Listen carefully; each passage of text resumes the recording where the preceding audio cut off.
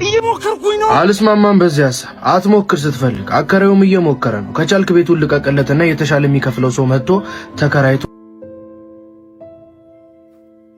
አንተም እኮ እየሞከርክ ነው። የማይሸጠውን እግዚአብሔርን እየሸጡ ድሃዋን መቀነት እየፈቱ በብዙ ሰዎች ቁስል ራሳቸውን ላበለጸጉ ሰዎች በማሽቃበጥና በማቃጣት ለመኖር እየሞከርክ ነው።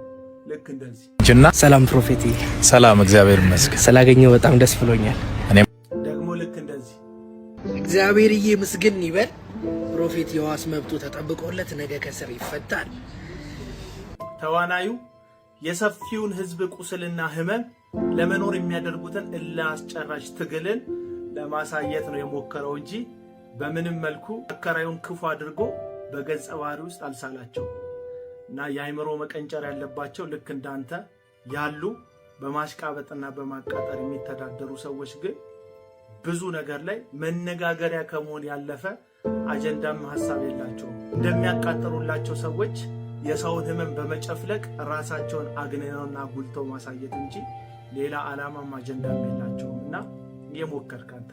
ከግብረ ሰዶም ጋር በተያያዘ መሪነታቸው ጥያቄ ውስጥ የገባባቸው ዶክተር ደሳለኝ ከዚህ በፊት ስለ ቤተ ክርስቲያን ያላቸውን ምልከታ ሲጠየቁ ይህን መልስ መልሰው ነበር። የቤተ ክርስቲያኒቱ ፕሬዝዳንት ነኝ፣ የቤተ ክርስቲያኒቱ ህጋዊ ተወካይ ነኝ። ስለዚህ ቤተ ክርስቲያኒቱ ነኝ ነው ሌላ አነጋገር። ይህንን የሰጠው ደንቡ ነው፣ ህጉ ነው። ህጉ ደግሞ እኔ ከመጣሁ የተሻሻለ አይደለም። እኔ ከመምጣቴ በፊት የተሻሻለ በእኔ ላይ የተሰራ አይደለም። እኔን ለማስደሰት እኔን ባለስልጣን ለማድረግ የተሰራ አይደለም።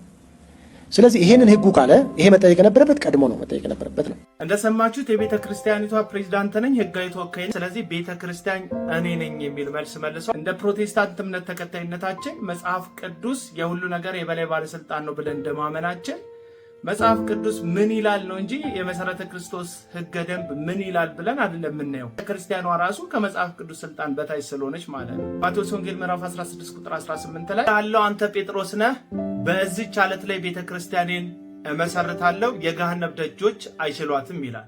ስለዚህቹ ቤተክርስቲያን ሐዋርያው ቅዱስ ጳውሎስ ከ3 ዓመት አገልግሎቱ ቆይታ በኋላ የኤፌሶን ቤተክርስቲያን መሪዎችን ሲሰናበት በሐዋርያት ሥራ ምዕራፍ 20 ቁጥር 28 ላይ እንደዚህ ይላቸዋል። ገዛ ደግሞ የዋጃትን የእግዚአብሔርን ቤተክርስቲያን ትጠብቁ ዘንድ መንፈስ ቅዱስ እናንተም ጳጳሳት አድርጎ ለሾመባት ለመንጋው ሁሉና ለራሳችሁ ተጠንቀቁ ይላል። ስለዚህ እነ ዶክተር ስዩም አንቶኒዎስ ከዚህ በፊት የተናገሩት ቤተክርስቲያኗ እንደ ቤተክርስቲያን ይህን ነገር ተቀበላለች ሳይሆን እያሉ ያሉት መሪዎቹ በድብቅ ወይም ለቤተክርስቲያን ኦፊሻሊ ሳያሳውቁ ከሜኖናይት ከምትባል በአሜሪካ ከምትገኝ ሆሞሴክሹዋሊቲን ከተቀበለች ቤተክርስቲያን መሪዎች ጋር ህብረት አድርገዋል ነው እያሉ የነበሩት። ለዚህ ማስረጃ ዶክተር ስዩም አንቶኒዎስ የተናገሩትን እንስማ እና እንዲህ በግልጽ ግብረ ሰዶምን ከሚያራምድ ግብረ ሰዶምን ከሚደግፍ ሰው ጋር አብሮ እንዲህ አይነት ህብረት ማድረግ በራሱ አጸያፊ እና ይህን ቃል የምጠቀመው ያው መጽሐፍ ቅዱሱ ስለሚለው ነው። ከእንዲህ ነው የሚጀምረው ህብረቱ እና አብሮ ማዕድ መቁረስን የተከለከለ ነው። ስለዚህ እነ ዶክተር ስዩም አንቶኒዎስ እንደ ቤተክርስቲያን መሰረተ ክርስቶስ እዚህ አዘቅት ውስጥ ወድቃለች፣ ነገሩን ተቀብለዋለች ብለው አይደለም የተናገሩት። መሪዎቿ ግን እዚህ ነገር ውስጥ ሊከቷት ይችላሉ፣ አደጋ አንዣቦባታልና መሪዎቹ የሚሄዱት አካሄድ ልክ አይደለም ነው ያሉት። እነ ዶክተር ደሳለኝን ደግሞ እንደሰማቻቸው እነሱ ማለት ህጋዊ ተወካይ ስለሆኑ ራሳቸውን እንደ ቤተክርስቲያን የሚያዩ ናቸው። ያወጡባቸው መግለጫ እንደሚያሳየን ግብረ ሰዶምን በመቃወም ሰበብ የቤተ ክርስቲያኒቷን መልካም ስም አጥፍተዋል ብለው ነው የተቃወሟቸው። እነ ወንጌላዊ አዳነ ደቻሳን ጭምር ማለት ነው። እነ ወንጌላዊ አዳነ ደቻሳ ከ3 ወር በፊት ለማህበረ ምዕመናቸው ከዚህ እርኩሰት እንዲጠበቁ ይህን የመሰለ ትምህርት አስተምሮ ነበር። ተከታተሉት። ሃይማኖት የምንከተል እምቢ ማለት የሚገባን በአንድ ጎራ የሚያሰልፈን አንድ ክስተት በዚህ ዘመን አለ። አዲስ ነገር አይደለም። በብዙ ሲነገር አይተዋል። ዛሬ በጣም አስምሬ መናገር የምፈልገው ይህንን እምቢ ማለት እንድንችል እምቢ እንድንል አሳስባለሁ። እሱም የግብረ ሰዶማዊነት ጉዳይ ነው። ሰላምን የሚያናጋ ጽድቅን የሚያጎድል ነውረኛ ከእግዚአብሔር ክብር ብዙዎችን እያጎደለ ያለ ጉዳይ ነው። የጽድቅ ትምህርትን የሚያስተምሩ ከ30 ዓመት በላይ በቤተ ክርስቲያኒቱ ውስጥ በታማኝነት ሲያገለግሉ የነበሩ እንደ ወንጌላዊ አዳነ አይነት ሰዎች ከአባልነት መዝገብ የተሰረዙት በግላቸው ሄደው ሆሞሴክሹዋሊቲን ከሚቀበሉ የውጭ ሀገር መሪዎች ጋር ግንኙነት ባደረጉት እነ ዶክተር ደሳለኝ የሚሄዱበት መንገድ ልክ አይደለም ብለው ስለተቃወሙና ህዝቡን ስላነቁ ነው ማለት ነው። በአጠቃላይ የመሰረተ ክርስቶስ መሪዎች ስለሄዳችሁበት ትክክለኛ ያልሆነ መንገድና አካሄድ ንስሐ በአደባባይ መግባት ሲገባችሁ ራሳችሁ ባጠፋችሁ ጥፋት ቤተክርስቲያን ሳይጠፋ ስሟ እንደጠፋና ለቤተክርስቲያን እንደተቆረቆራችሁ አስመስላችሁ እነዚህ ሰዎች ሆሞሴክሹዋሊቲን በመቃወም ሰበብ የቤተክርስቲያንን ስም አጥፍቷል ስትሉ የከሰሳችኋቸው ያወጣችሁት አዲሱ መግለጫ ከተራ ውንጀላነትና ራስን ለማዳንና ለመታደግ ከተደረገ ርብርብና ሩጫ ለይተን የምንመለከተው አይደለም። አሁንም መሰረተ ክርስቶስ ቤተክርስቲያን ግብረ ሰዶምን የምትቀበል ቤተክርስቲያን አይደለችም በፍጹም። መሪዎቿ ግን ኮምፕሮማይዝ እያደረጋችሁ ነው።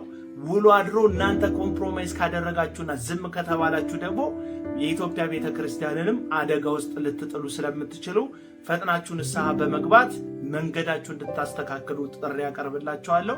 ሰላም ሁኑ። ሰላም። ስለ ጉደኛው ፓስተር ተዘራ ያሬድ ደግሞ ዛሬ ልንገራችሁ። ለ12ኛ ጊዜ ፍርድ ቤት ወሰነበትና በቃ ከዛ በኋላ የትም ቦታ ሄዶ ማንቀሳቀስ በማይችልበት ደረጃ ነው የተወሰነው።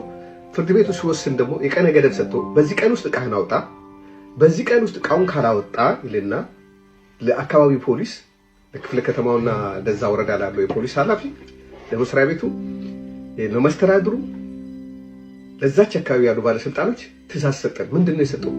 ሰውየው ዕቃውን ካላወጣ ዕቃውን አውጥታችሁ ሌላ ቦታ በማስቀመጥ ዕቃውን ስታወጡ ደግሞ ካስቸገራችሁና አምባጓሮ ከፈጠረ በማሰር የፍርድ ቤቱን አስፈጽማችሁ በዚህ ቀን እንታሳውቁ ብሎ ቀን ወስኖ ሰጣቸው።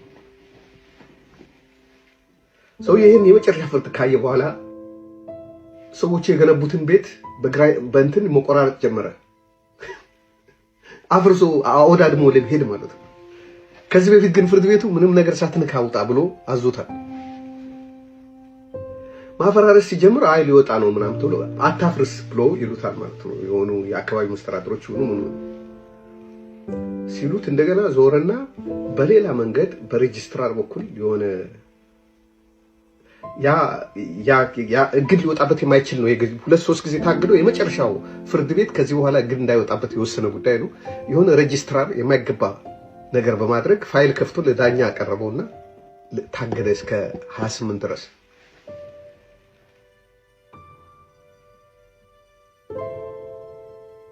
ዕቃዎቹን እንኳን ሲያወጣ የሰውየውን ንብረት አውድሞ ድምጥማጡ አድርጎ የሰይጣን ስራ ሰርቶ መውጣት ነው የሚፈልገው። ግን የአገልጋይ ነኝ የሚለው ይሄ ሰውዬ እኔ የደባበኩለት ነገር አለ በጣም ብዙ። ምክንያቱም በዛ እምነት ውስጥ ስላለሁኝ አሳፍሮኝ ያልተናገርኳቸው ብዙ ወንጀሎች አሉ። እሱ የተከሰሰባቸው በጣም ብዙ ደረቅ ወንጀሎች አሉ። ከነዚህ ሰዎች ጋር የተያያዘ እንዳይመስላችሁ ሌላ የውጭ ክስ ወንጀል፣ በቃ የሚያሳፍሩ ወንጀሎች። ሁሉንም ነገር በገንዘብ ይዟቸዋል ፋይሎቹ። እና ምን ይላሉ እዛ በቃ ፋይሎቹ ተጠናቅተው ምን ብሎ ምንም ያለቁ ነገሮች ናቸው። ግን የሆኑ ባለስልጣኖች ይሄን ነገር እንዳትነኩ ስላሏቸው እነዛ ባለስልጣኖች ወይ እስኪባረሩ እስኪነሱ ነው የሚጠብቁት ባለሙያዎቹ።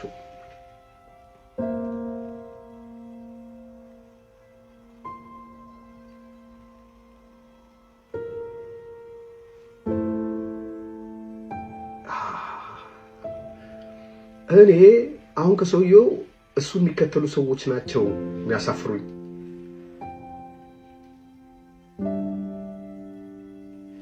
የሰው ቤት ይዞ አለቅም የሚል ጉልበተኛ፣ የተለያዩ ወንጀሎችን እንደሚሰራ የተረጋገጠበት፣ ላወጣቸው ንግድ ፍቃዶች ግብር በአግባቡ የማይከፍል ሲከሰስ በምናምን ሄዶ የሚያስቀር እብሪተኛ ወንጀለኛ ሰው በሱ በኩል ክርስቶስን አገኛለሁ ብላችሁ የምትሰበሰቡ ሰዎች ለምን ሄዳችሁ ጠንቋይ ቤት ለምን አትሄዱም? ጠንቋይ ቤት ይሻላል ከሱ ጋር። እንደውም ጠንቋይ የእግዚአብሔር ስም ሳይጠራም ያው በሰይጣን ነው የሚሰራው። ይሄኛው ግን የእግዚአብሔር ስም ጠርቶ ይዋሻል።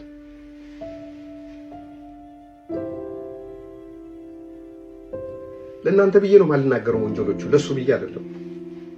እሱ እኔ እንደማንኛውም ፍርድ እንዳልተሰጠው ወንጀል ተጠርጣሪ ነው ማየው።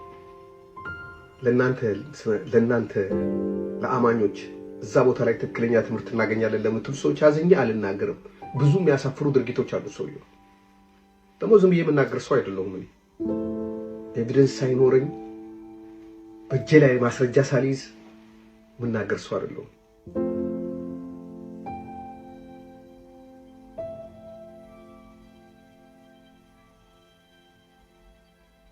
ጽድቅ ፍለጋ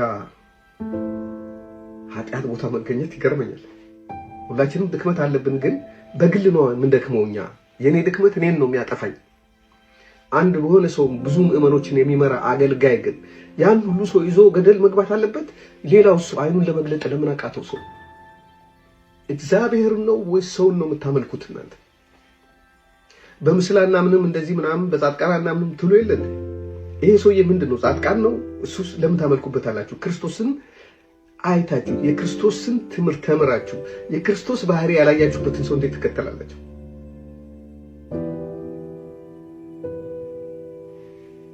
ፓስተር ተዘራ ያሬድ ከእግዚአብሔር ፍርድህን ማግኘት አይቀርም እዚቹ ምድር እያለ። ይሄ መንግስተ ሰማያት የመግባት ያለ መግባት ጉዳይ አይደለም። አወራ እግዚአብሔር ፍርድ፣ ሁሉም ሰው ፍርዱን ይዞ አወራርዶ ነው የሚሄደው። ይሄ ሁሉ ትዕቢት ከየት አመጣው? ምንድነው ያደነደነው እንደዚህ ልብህን? ለሰዎች አትጸልይ፣ ለአንተ ነው ሊጸልይልህ የሚገባው። ስንት አጋንንት የተሸከምከው አንተ ነህ። ለምድራዊ ህግም አትገዛ፣ ለእግዚአብሔር ህግም አትገዛ። በዛ ላይ ሰዎችን የምታስደበድብ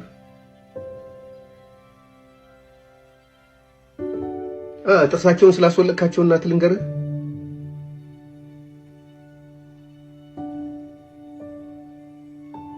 በህገ ወጥ ውጪ ልካቸዋለሁ ብለህ ገንዘባቸውን ተቀብለህ ፖሊስ ጣቢያ ክስ የመሰረቱብን 3 ሰዎች ስማቸውን ልንገርህ።